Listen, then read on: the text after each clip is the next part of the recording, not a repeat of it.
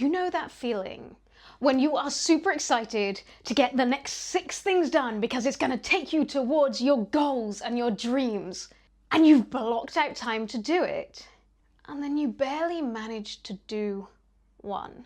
Yeah, me too. And I'm not talking about being bad at estimating how long tasks are going to take. I am talking about the fact that energy is more important than time. At least it is if, like me, you have certain things that impact your health. I have an autoimmune condition and I'm neurodivergent. It can all leave me feeling incredibly drained. And this is why I introduced a new system into my life. And I'm not one for hyperbole, I'm not one for the big promises, but I can tell you this system is one of the most important ones that I have incorporated. We all know about budgeting money. Many of us do a lot of work in trying to budget our time, but are you doing energy budgeting?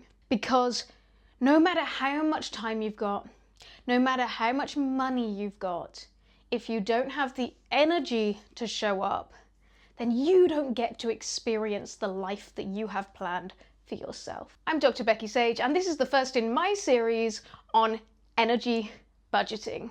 Today, I'm going to talk about all of the main components that go into designing your energy budgeting system and tell you a bit about how and why it works for me.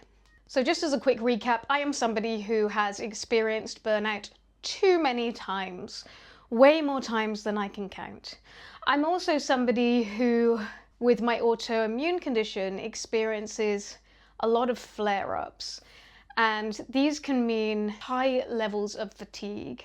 And they stand in the way of all of the ideas, goals, dreams, excitement that I have and the things that I want to build in my life. And I've often found that traditional productivity advice doesn't really work for me. I like to try to incorporate things such as the Pomodoro technique and time blocking into my weeks. But if I'm in the middle of a flare-up, if I've got chronic fatigue, then those buckets of time are not really very helpful at all. What is most helpful for me is finding ways to try to burn out less, and when I do burn out, to make it far less impactful. My main goal is to keep a steady, consistent energy, and then I can incorporate some of those other time budgeting techniques. Because the truth is, you can be a brilliant planner, and not to toot my own horn, but I am actually an excellent planner. But if you've got spiky levels of energy, then that plan isn't really worth the piece of paper it is written on. So let me introduce to you energy budgeting. For anyone who knows Spoonie theory, and I will reference that in the description, there are some similarities here to Spoonie theory. The Spoonie theory really spells out the fact that if you have some kind of chronic condition, chronic fatigue, if you have an autoimmune condition, for example, then you only have a certain number of spoons per day, and if those spoons run out, then you really do have to stop, because if you don't, then there is an issue. Now, in my particular system, I use coins, thinking about budgeting, the idea of having a certain number of coins per day, and then we spend those coins in different ways. If we overspend those coins, then we go into debt. And if you're a spoonie like me, or if you are neurodivergent, then paying back that debt can be incredibly difficult. The interest rates are incredibly high, and you probably will end up in energy bankruptcy if you don't do something about it pretty quickly. So let's break down some of the different aspects of this system. So the starting point is your salary. At the moment, I'm recovering from burnout, I'm recovering from a flare. My energy salary is still pretty low. And so I'm coming in with about 5 coins per day in my system. If there are days when I am feeling particularly tired, if I feel like perhaps I'm flaring up again, then I'll probably do best to spend less than 5 coins per day.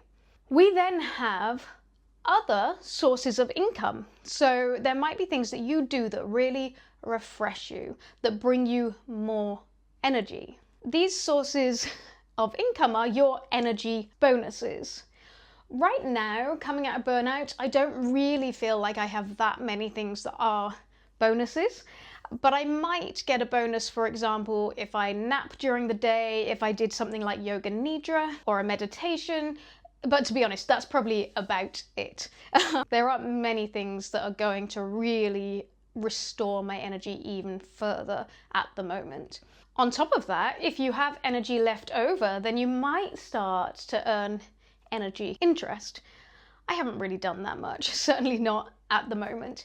It's not in my character to be on that side. When it comes to money, I really do pride myself in being able to balance those books really well. When it comes to energy, I'm still learning. So one more thing to say about the energy salary is that you can get that salary to go up. And that's all about getting healthier. So for me at the moment, 5 coins is pretty much my limit. But if I keep that steady, I can gradually put that salary up. If we increase that salary by a lot very, very quickly, then you're probably just gonna go back into burnout again. Now, on the other side of your table, you've got your energy expenses. This is how you are spending your energy. And there are several different things that you're going to be doing, activities during your day that are going to spend certain amounts of energy. This will be just your normal day-to-day activities like going to work, getting dressed, having a shower, cooking food, looking after children if that's what you do. All of those different things, different activities. Exercise is a very interesting one for me because exercise, of course, spends energy. But it does also give back some energy, so you can get some bonuses from doing exercise, but you've got to use your judgment on whether or not, or where that sits on the balance table. And then we have energy surcharges. This is the extra costs you get. So for example, if you have to get up super early in order to get to work, then that would be a surcharge. If you have to do many meetings back to back to back, then there will be surcharges that you'll be getting.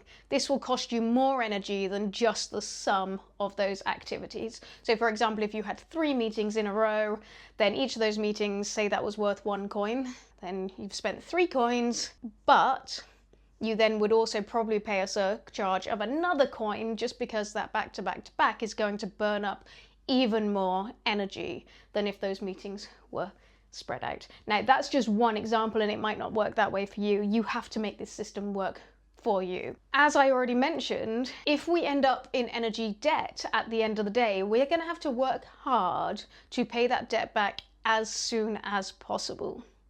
And if you don't, then interest will rack up very, very quickly.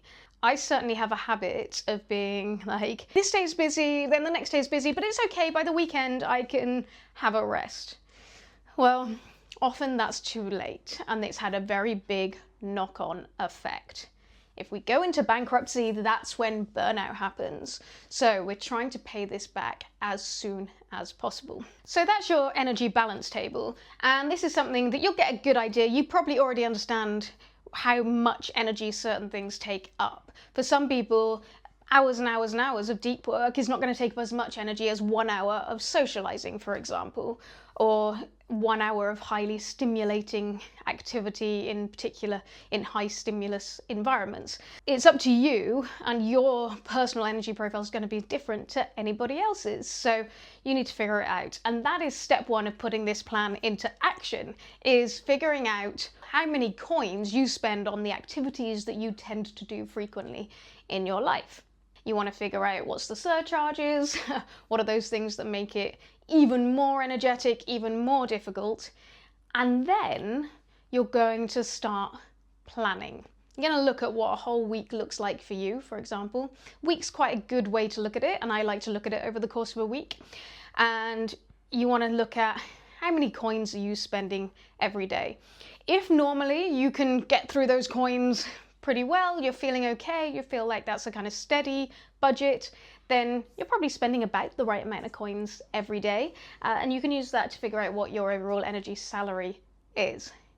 If, on the other hand, you are constantly feeling like, I don't have the energy, I just want a holiday, the likelihood is you're consistently doing too much. you are overspending, and your overall salary probably needs to be lower, your energy salary, than it is at the moment. So you're going to have to start looking for where you can cut activities out, which I know is much easier said than done. So once you've planned your week and how much energy you're looking to spend by doing the activities that you have in front of you, you then need to look at, is that sustainable? Are you going to constantly be going into debt? Do you need to change things around a bit? Once you've got the steady plan, then you just get going. And of course, as the week goes along, there's going to be certain things that come into your week that you weren't expecting. I had a day last week where instead of working during the day, I was asked to move that to the evening. Instead of being one-to-one sessions, it became a networking session. That completely changed the way I was spending my energy, because number one, evening, that has surcharges for me. And also networking and being around lots of people I don't know is something that has surcharges for me as well, versus one-to-one, where I can control those situations more easily. So ideally, in real time, you would look at that and then go, can I create more spaces to do things that are nourishing, that help me to recover? Hopefully you can. If not, you might wait till the end of the week and then do a reflection on how that week went and which things were particularly difficult in terms of your energy and which things were easier. One thing I think it's really important to identify are the things that help you with recovery. So for me, being alone is really important. If you're anything like me, you're often gonna find yourself in energy debt. So then what you want to do is put in your recovery plan as quickly as possible. And one thing that can help you with that is your recovery thresholds. These are the different levels of debt and how you need to be responding if you find yourselves at these levels. Now again, you want to set these for yourself because the way you budget your coins might be different to me. So if you're in the emergency zone, this is when you need to act very quickly. Otherwise, you may well find yourself quickly going back into burnout or meltdown or flare up. It can be very, very difficult. If you're in the fragile zone, you definitely still want to deal with that sooner rather than later. In the cautious functional zone, again, we want to keep our eye on that. If you're consistently finding yourself in the topped up zone or in the energy positive zone, then you may gradually want to start trying to add more things, but what we want to resist here is spending a whole bunch of those energy coins and ending up back in that emergency zone before we know it. I know we want to live our lives. I know there's so many things that we want to do. You might be really, really great with money, but with energy, you just overspend and overspend. There are obviously many benefits to looking after your energy. It can help you with burnout prevention, helps you show up in a way that you actually want to show up instead of always being in that difficult place where you just feel like you're trying to get by. Those are the moments when your emotions are all over the place and perhaps you're the person you don't want to be or other people don't want to be around. Looking after your energy in a sustainable way also helps you with sustainable productivity. So I know that we're always looking for those short-term wins, and sometimes it feels like that's all we can do. But as somebody who's been going through this for decades, I can tell you that the sustainable productivity is much more important than the fast and famine way of living your life. As I mentioned, this is part 1. I am going to go into more detail in part 2 about how I budget different things, how it works for me. You'll get to see how my energy plays out over the course of a week and whether that's a good week or a bad week. I'm going to let you in and let me know if you already do something like this, but also let me know if you've got barriers that stand in the way to budgeting your energy. I look forward to doing that deeper dive and seeing you next week.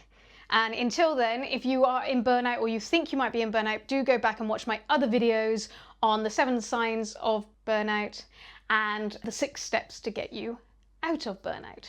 Thanks for watching. I'll see you again soon. Bye.